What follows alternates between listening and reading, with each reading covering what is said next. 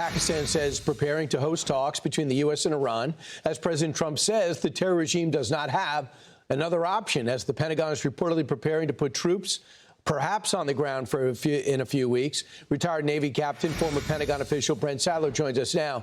Hey, Brent, first off, what do you think happens with those talks?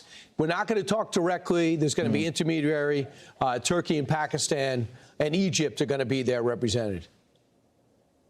Yeah, good morning, Brian. I don't have high confidence that we're going to get anything meaningful, certainly out of the first round or several rounds of these Pakistan-sponsored or hosted peace negotiations.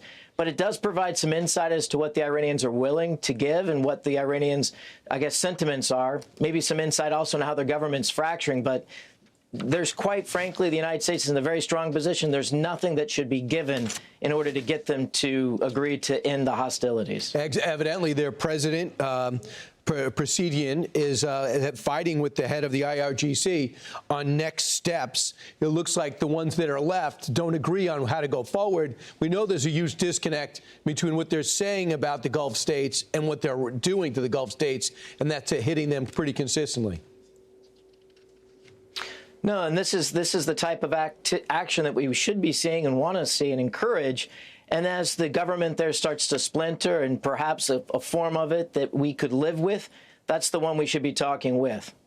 So what do you think happens with the Marines, 5,000 that get there, and the thousands from the 82nd? What do you think they should be doing? Yeah, so there's three waves of them. The first group of Marines are already there, about 2,200 of them. I think the Marines are suited for doing forced insertions or shore raids. I think this is what would be a good use to go after Iranian sites where they mass their small boats and their drones to attack shipping. Not to stay, to go in and get back out, put Marines on some of the ships. There's 5 U.S. flagged ships with U.S. citizens on board crewing them that are stuck in the Persian Gulf. So having a convoy and having those Marines on board visibly shows that the safe passage through the straits is possible. Confidence goes up. As far as the 82nd, the Army, that's, I think, a backstop to places like Kuwait, Bahrain, where we have U.S. forces already based to provide more security and more defenses. But this is not an invasion that's being massed. That would be a different scale in a massively different way than what you're seeing right now. I just thought, if you want to see the disorganization, I understand that 3 Chinese-linked vessels full of oil were stopped from going into the strait. So if you're stopping the Chinese, who are your #1 benefactor, who's making these decisions amongst the Iranians?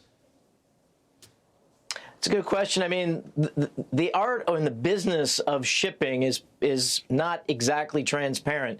And I think the Iranians, in trying to enforce their diktat, are starting to realize how hard it is to track where the cargo is going, who owns the ship, who's registered the ship. And usually they're not the same.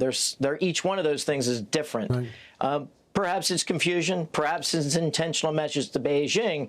And I suspect Beijing is certainly supporting these talks in Pakistan. Real quick, the Houthi rebels rocketed Israel over the weekend. How do we make sure it ends there and they don't try to disrupt the Red Sea? Well, a couple of things on this part. The Houthis, quite frankly, are a proxy of Iran, and until Iran is no longer, this current terroristic regime no longer in power, they're always going to be a problem. That cutting off the supply of arms been highly problematic because there's a lot of black marketing and smuggling. Even their enemies will smuggle weapons to the Houthis to make a buck on it. So it's very challenging. It's more than just cutting off the shipment from the sea.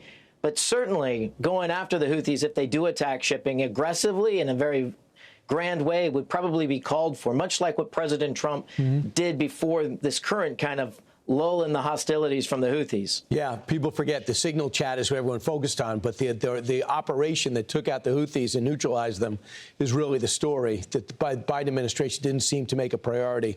Brent Sadler, thanks so much. Appreciate it. Want even more Fox News on YouTube? Become a Fox News Patriot today. Click join to find out how.